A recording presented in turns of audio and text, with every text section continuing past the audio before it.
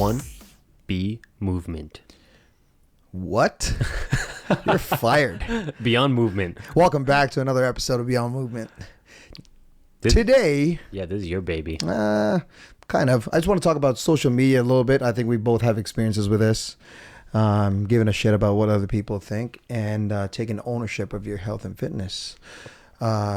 Social media. I have, like I said, we both have experience with this with our clients and just people we know in general. Few people won't post anything health and fitness related. Why? I don't get it. I have two things. Like, one, it's fear of judgment. Like, so there was somebody in the gym that was talking to me, and they're like, how can I check my form on my squat? Like, how do I know I'm doing the proper form for a deadlift or a squat? I'm like, it's really simple. Just take your phone, prop it up against your water bottle, and record a set. They're like, won't I look stupid, though? I'm like, according to who? Who gives a shit? Yeah. Like, who are you trying to impress? Who's like, and if somebody does think you look stupid, is that a person that you want in your life anyways? Do they Or add... it's probably a person not even in your life right now. And who cares about It's just them? in your space. If they're judging and critiquing you, it's because they're judging and critiquing they're insecure of themselves. Yeah. And then on the same note, for somebody that's like, I don't want to post anything about the gym, it's because they're insecure that somebody's going to hate on them. Yeah. Which means that chances are you're hating on other people. Stop it. Yeah. Stop it. I know a few people who their family members don't even know they go to the gym. Yeah. I'm like, have you seen success in the gym? They're like, yeah. Why don't you share with the people you love then? It's hard, man. It's hard thinking that, you know, when you go to the gym, everyone's looking at everyone. We actually talked about this at Valhalla, the weightlifting gym I was at today. Yeah. They're talking about how, like, Shout out. gyms are a scary place. And I even told Diesel, coach, who was like, I was like, man, I've been a personal trainer for almost 10 years, and I was nervous coming to your facility for the first time. Because, like, yeah, I'm a gym rat, but I'm in a new facility. I'm outside my comfort zone. I'm like, I'm nervous if I go to Gold's Gym and I go to a new gym. I don't know where the equipment is. I don't know who anybody is. I'm alone. Like, I'm wandering People around you lost. don't know. Yeah, I'm wandering around lost. Do you have that fear that you're being judged at a different gym? Not really. It's more of just, like, wandering around lost. I gotcha. Yeah, like, everybody wants to be liked. People like to be liked. So when I you think go that's to, fair. yeah, like, so if I went to Valhalla, I would hope that people like me. I could make friends there with people. We're on the same page. Mm-hmm. People always, like, Aubrey Marcus talks about, like, having a tribe. Mm-hmm. If you don't have a tribe or you're on the outside of the hard, tribe, it plays with you, man. It's like being bullied as a child or being on the outskirts of the cool clique. You know what I mean? Well, obviously, no one would go to a facility. Like, if I go to Valhalla, I'm not going to be there, and my goal is to be hated by everyone. Exactly. You know. So yeah, you want to be liked. It's like- So when people go to the gym, if you are one of these people that goes to the gym and starts judging other people's movements, stop it. Get out of here. Stop it. Like, Are you a coach? Get out of here. it doesn't even matter if you're a coach or not. Exactly. You don't know where that person's come from. You don't know what they've been or what they're doing. What if this person's like putting on knee sleeves and they're wrapping their knees up and they do a mediocre, like, a quarter squat, and you're like, what a loser. Yeah. He's wrapped his knees and didn't he's know not the even guy even he's not had- even doing 90-degree squat. The guy had surgery. You didn't even know. Yeah. I And actually know a guy who went to our gym. Same thing, half squats, and sometimes he would. I kind of judge him a little bit because sometimes he'd load a plate or Don't two. judge him. You stop it. But this was a guy who's been squatting like heavy for the longest time. Had knee problems, obviously. He's trying to fix it now. So you'll see him try and prime his movements first and then try and load the bar. And he's like, I'm like, bro, I asked him one time, why do you still load the bar? Like, if you can only go halfway, right? Why do you still feel like you load the bar? You know what, man? I know it's not the best for me. I don't think it's going to make me worse at this point. It just makes me feel good at this point. Like, I can still put 2 plates on the bar and have, 2 plates on the bar and still be able to, like, go down and up, like, without issues and stuff. It's more for my mental health than my physical health at this point. And he had knee surgery. So I'm like, it's really hard, like, to judge people. The judging, it's just like, negativity just breeds negativity. I've been in the gym whether I'm training or working out, and I've heard people on the side of my head, like where it's like, they'll be like, oh my God, like, look at that person. Like, what are they doing? Like, oh, that's not good quality. And it's like, who the hell are you to judge? You don't know what they've been through. You don't know what they've done. Sometimes I tell this to my clients, if my clients are judging other people, I'm like, sometimes you just need to let people move. You can't expect perfection Absolutely. on day one. Yeah. And sometimes you can't expect perfection on year two. As long as there's progress, as long as there's movement creates momentum. And if they're experiencing some momentum or they're experiencing small wins, you cannot judge those small wins. So if you see somebody doing shitty squats, shitty deadlifts, shitty push-ups, just hope and pray that they're moving in the right direction. And hope and pray that they stay safe. That's true. I think the only time I judge, and we can go with squats or deadlifts, like major movements that you can mess yourself up like big time, is when I see about 4 plates on that bar. Yeah. 4 plates on that bar and you have the shittiest form. I think that's the time that I kind of judge, but not just judge. I Intercept. try. Yeah. Well, Right? Same. 100%. I intercepted somebody that was doing heavy deadlifts like that. My approach is maybe a little rough, but it's with love. With love being, I will record that person from the sidelines, and I'll walk up to them and be like, hey, like, no disrespect. I did this because I want to help you. I've experienced the back pain myself. I don't wish that on anybody. Yeah. This is what your form looks like. Did you know that? And I show them, and they were like, oh, damn, I didn't know it looked like that bad. Yeah. Then they're like, how do I fix it? I'm like, well, first, you probably need to check the weight. Yeah. You probably need to lower this baby down. Record yourself too. Yeah, and record yourself. Goes back to that. I don't want to record myself because I'm insecure. What other people think? They're gonna think I'm a gym douchebag. What do you think people think about you now? It's not part of my life. Yeah, like social media is a weird thing. Social media is used to, like, people are probably more confident to post a picture of their food than they are a picture of their workout. Yeah, or just a selfie. And like people also, there's like it's a hate towards people. Let me finish this thought. Being on Facebook, if I wasn't a trainer, Eric Berg checked into the gym, and then people are like, "Oh, look at Eric! Oh, he checked into the gym." That skinny boy trying hard. Those people being negative and bitchy are probably being negative and bitchy because they're not going to the gym and they're not putting in work. Yeah. And if people need that dopamine burst or that accountability where somebody says, yo, good job. Yeah. I've used social media as an accountability tool. Well, I told myself, I was like, I'm going to wake up every morning at 7 a.m. And I'm going to do 10 handstand push-ups against the wall to get myself out of bed. And I'm going to post it on social media story every morning as an accountability piece. Social media accountability actually works. Whether people were watching it or not, I felt accountable to it because I'm like, there's somebody out there who's watching me. Well, not even that. Like, even if you tell someone about a goal, like, let's say if I tell 10 people, like, this is literally how we stopped smoking too, me and AJ. Mm-hmm. Like, that was about 9 years ago now, 10 years ago, right? It's like, we're going to stop before we get married. Day before we got married, we stopped. And then everyone at work literally knew about it. Yeah. And we're like, well, I don't want to be that guy who tells one thing and like does another. Social media is definitely what you make it. Yeah. And the thoughts and emotions that you project out there is coming back at you. Yeah. So if you're judging other people, you're being negative or you're being a bit of a dick, it's probably coming back to you in some way, shape, or form. You're probably bullying yourself. You need to stop it both ways. The next time you catch yourself talking shit about somebody, stop yourself. Say something nice about them. Well, not only that, so there's most of people probably have read this before, but I found this really very powerful and it impacted me in a lot of ways. I'm a guy, I feel like, who has fair amount of confidence in myself, my skill set, and everything else that I do. Right? Except for your man boobs. That's it. Not right now. Don't look at it, please. I've been on an 8-week. I haven't trained in 8 weeks. I apologize. Anyways, apologize.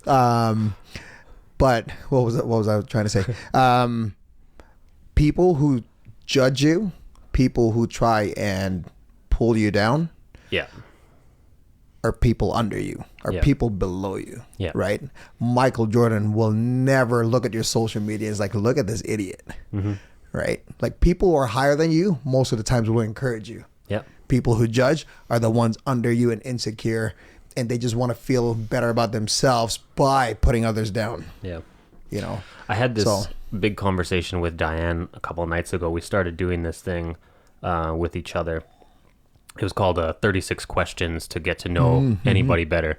And one of them was, if you could gain any one ability or quality in the snap of a finger by next morning, what would it be? I wanted it to be realistic, not like, oh, I gain super speed or I'm invisible or something. I'm like, a legit quality. I told Diana the legit quality that I want is to not care about what other people think, because I feel like I hold myself back more than anything based on that fact. Be like, I will not post. And you're not alone on that. I will not post some things on social media out of fear what other people think. I won't fully express myself in some situations because of what other people think. I won't fully be myself in some situations. I will reserve who I am in a crowd. You just don't want to be judged because of what other people think. I don't want to be judged. Yeah. And that's coming from a relatively confident person. And I wish that I didn't have that fear of judgment. If I just did what I want whenever I wanted to without fear of judgment, I feel like I would be a genuinely, intrinsically happier person. And you think you'd be further along in your career and your anything else? Yeah, I do. 100%. And I think that, again, you're not alone in that. I think everyone at some point, shape or form has dealt with this kind of fear. Yeah, so this topic you brought on, I wasn't prepared for it, but this is how I feel about it. Like, I hope anybody listening to this can actually have a point of reflection on how they're living their life, how they're judging other people, how they're critiquing other people, and how they view themselves and fear of judgment, and progressively work towards stopping that negativity and just being you. Because the people that judge you, like you said, whether they're below you and they're trying to pull you down, if they don't support a decision that you're trying to do you want that person in your life anyways? Yeah. They're probably not in your life anyways. Yeah. It doesn't matter. Yeah. Doesn't matter. Just do you, do whatever you want. Now, that being said, taking ownership for your health and fitness. Obviously, we like health and fitness. I think we do. Sometimes. Right, sometimes. I have not in the last 8 weeks. Don't look. Anyways, taking ownership, I feel like there's a lot of factors, and we can even tie that into that social media or like being, giving a shit about what other people think or say. Some people make decisions just because of one little thing that happened. So let's say, I'll give an example. The gym. Oh, I had a bad experience with, a receptionist at the gym. I was asking about my account, and then they just didn't give me, I didn't like the attitude of how they responded, or I didn't like their tone. So now I'm going to cancel my membership. And I guess I can't get in shape now. And then some people, it's almost like an excuse to like, well, I just had a bad interaction with someone there, and then I don't want to be there anymore. And then they don't find a gym closer enough to their work or their house, and now they don't have. And it's almost like they let little things affect the big things in their life. I have a thought on this. Right. Like in a Demolition, like a movie, like a cartoon, when there's dynamite and there's that like explosive thing where you go like the plunger, you push it down and it goes. I feel when people are losing and they're feeling overwhelmed and they feel like something is outside of their control, the only thing that they can control is the destruction or the chaos. Hey. It's like if you're losing, I've never seen it from that point of view. It's like steering into the skid. So like if your life is out of control and you're like, if you're losing, you hit that explosion button because you're like, I at least chose to press the button. It was my choice. My decision. It was my choice. Yeah. Things were so out of control that I decided to explode them to regain control because I pressed the button. That's like, who's that guy? What's that guy's name? Who has all the stones? Oh, Thanos from the Infinity Gauntlet. It's sad though, so I think that's the same aspect as somebody who's so severely depressed, and I don't really like to get into topics this negative, but like suicide. Somebody that commits suicide, that's exactly what they're doing. It's my decision. They're so depressed. I just want to end it. They're so sad, whether it's debt or relationships or family or trust or insecurities or confidence, whatever negative thing is making them so depressed and so bear down, they're like, I'm going to take my life because I can control that. Right. And some people might relate to this, or on a lighter level, I guess, like even like just simple breakups in a relationship. I feel like I don't have control in this relationship anymore. Yeah. The things that I say doesn't matter anymore. Like I'm going to end this now, and I'm going to just self-destruct this beautiful relationship that we built because I've done that with one of my probably one of like my greatest mentors. I did that because I felt burned. Her name, like I don't know if I want to name Her. Oh, okay. It's a Let's girl. let's not Her. name. Yeah, all right. She's not in my life very much anymore, but one of the most important people to me. Like if I see her, it like gives me like shakes in my like soul. It's weird. I can't get you. describe it, but she's a very important person to me. She helped me through a lot of stuff. The fallout that we had was that is we had a pretty good relationship, pretty good friendship, and there was a little bit of an argument or a little bit of fight, and I felt so shook by the argument that I'm like, holy shit, I can't control this. So I exploded the relationship personally, and then didn't talk to her for like 2 years. And we lightly talk now, but it's like that'll probably be. I'm not a person full of regrets, but that is something I regret. That's one of them. That's something I regret, and I still talk to her sometimes on social media. I seen her once last year, but it's not the same, and it's my fault Wow. because I took that explosion rather than kind of maybe riding it out and letting it. Or just communication, maybe, like just a little bit more. You know, we're Let- a little let the- heated let the right dust now. settle Yeah, absolutely. and let And then communication. That was kind of like 2 days ago or something. You know, you had a little upset moment with me. I did. Oh my goodness! Yes, I did explode. I didn't feel like you exploded. It definitely felt like you're upset. I was like, damn, LJ's never been this upset with me before. yeah. And you stormed off, and I was like, damn, how are we going to handle this going forward? I was like, what's going on? And then you called me into an office later, and when you sat down, and I was kind of like, how's this going to play out? Yeah.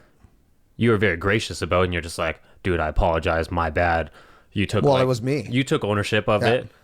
It was me. It went by very smooth, but it was important to me.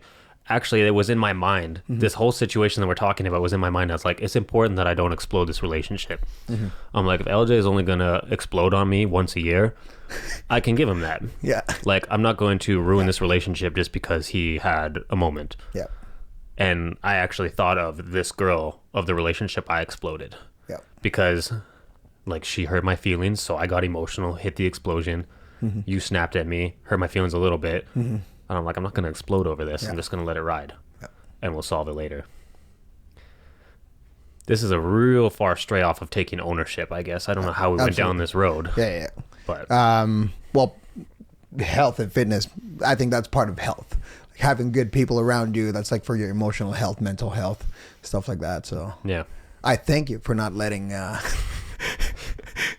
me snapping at you ruin this relationship because we value it. I think I value it a lot, right? But for people, if I go back to health and fitness, just a little bit of advice, like if your coach, like whether it's programming or attendance in the gym or you know what, like the shitty weather that we have or whatever little things, like just bear in mind, like it's always a big picture when it comes to your health and fitness. It doesn't matter what I say about you. It doesn't matter what other people say about you, or it doesn't matter what other people do to you. At the end of the day, you are responsible for you. Yeah. Take care of yourself the best way you know how. Control everything that you can control. And then if it's outside your control, hey man, why don't you talk to a friend, talk to a professional or someone who loves you, who can give you a little bit of insider advice on how to make this better, instead of like, you know what, I'm going to cancel this. I'm not going to train anymore. I'm not going to go to this facility anymore because these guys are douches and I don't want to be a part of this anymore. I have two things. One is a book, and then one is it's based off of this ownership thing. Like coaches, if we're talking health and fitness, coaches don't make you healthy. Personal trainers don't make you healthy. A financial advisor doesn't make you rich. Yep. Right? A business coach doesn't give you a rock star They just business. guide you a little bit. There's just a little bit of guidance. So if a client sees us once a week for an hour, that's 4% of the day, less than 1% of the week. So we have less than 99.5% control over your success of your health and fitness. So that's putting the buck on you. If you're somebody that's struggling at the gym, 99.5% all on you. It's on you. All on you. Even if coach gives you a little bit of a shitty program, if you're inspired to move and you put in good effort, you will see a result. If you're not seeing a result, I'm sorry, it's your fault. Yeah. Maybe coach let you down because he didn't keep tabs on you enough, or maybe coach gave up on you. Yeah. Maybe coach gave up on you. Yeah. And again, coaches out there, not just us, they all have feelings too. They all have feelings. They're all human. They can make mistakes too. The sad thing about Right. that is I was saying, like, you know, everybody, all my clients want to be my best friend, until they're ready to give up. And then I'm You're the bad guy. I'm the bad guy. I'm the bad guy because I want them to be healthy and successful. They'll duck my phone calls. They'll dodge my text messages because, they're no longer committed to their health and fitness goals. So they're no longer committed to our friendship, our relationship. And that's sad. I think we've been in the industry long enough to have a few of those. That burns the coach. Personally. Yeah. It does. It does. It hurts. It burns. And it's not a good feeling on both ends, I believe. But if anybody feels like they want to take better control of their life, this is a book recommendation. Read the book or listen to the audiobook. It's called Extreme Ownership by Jocko Willink. Willing something, yeah. Extreme Ownership. So this gentleman, he was a Navy SEAL. He served in Afghanistan. If you listen to the audiobook, he's the one that's actually reading it, and he's got a badass voice. His voice alone will hype you up. Like better than ours? Yeah, like a lot better. No. Even better than yours. Oh, holy. Well, I might have to listen to this guy. So you've never looked into this book, though, eh? I've watched like a YouTube clip of a review of the book. So what he just does to give me context of what it is. He will talk about a war story, and then he'll translate it to business or personal life and relationships. I like that. So it's not a dry read because those war stories are like really interesting, and then he'll translate it to business. Paints a good picture in your head of what's But happening. man, when you think about extreme ownership, it's like everything's in your control and everything is your fault. So whether you become successful or not, yeah, it's on you. And the way to look at that is like, so for me, when I was managing the training team, the way I looked at it is if a trainer wasn't successful, or let's say I asked someone to do something, I said, LJ, I want you to talk to 10 people on the gym floor, and you don't do it. It's my fault that you didn't do it because I clearly did not establish the importance of those conversations. So I need to sit you down and be like, LJ, why didn't you do that? And you say, well, because of this, because of that, because of this. I'll be like, okay. And then I need to either reaffirm how important it is, or I need to have some form of accountability. It's either you need your hand held more, or I need to get your buy-in on it so hard that you drink the Kool-Aid and you go and do it. Yep. You either drink the Kool-Aid or I hold your hand and make you drink the Kool-Aid. Either way, it's your responsibility. Either way, it's my responsibility to make sure you did it. Yeah. Makes sense. So like everything in your life is extreme ownership. If your relationship is shitty, it's your fault. If your health and fitness is shitty, it's your fault. And again, don't get me wrong, it's probably 1% of there's a slight chance of having things happen to you outside of your control. There's a few of those things, but that's like the exception. Make sure you still look into things and do things in your head that it's your responsibility. Everything's on you. If you're very sad, you may be a little depressed, unfortunately, it's your fault. You need to talk to a professional. You need to do the baby steps. Again, we're not trashing anything like anybody that battles depression. I've been depressed before. I've been depressed recently in the past year. I go through little stints of sadness and like feeling down, not feeling motivated. But again, how do you get out of depression? That's on you. You sleep, you drink water, you eat good food, you exercise, write in a gratitude journal, practice your spirituality, meditate, prayer, whatever it is. Surround yourself with good, positive, like-minded people. If you're hanging out with some friends and they're giving you like, if they're just negative and shit talking and like always gossiping, you think those are good people to be hanging around with? They're going to help you grow? Probably not. So, do things that are within your control, and just trust the process. And most good things take time. So, all of this messages that we said all comes from love and the right place. Yes. So, if you guys need anything from us, hit us up. Yep. On the gram. Also, do we have any reviews? Let's talk business here for a second. Oh, you want to talk business? Oh. We have, I think, one review on iTunes. Please. We don't ask for much. But if you guys can leave us a review or a 5-star or both. A written review, we actually would read the written review and it hits us right in the heart. If you enjoy this content, take 5 minutes out of your day, write us a little love note. We'll appreciate it. Yeah. It actually helps Maybe a lot. we'll give you a shout out. How's that? It helps a lot with the algorithm of iTunes to help promote this podcast and promote our message. And the more you guys do that, the more listeners we might get, the more lives we might affect. So if you guys think that this is we're not stopping anytime soon. We will probably when you think about it, like move forward 20 years, 30 years. Yep. Might not be the same setup, but we'll be here. Thanks for listening. Bye-bye.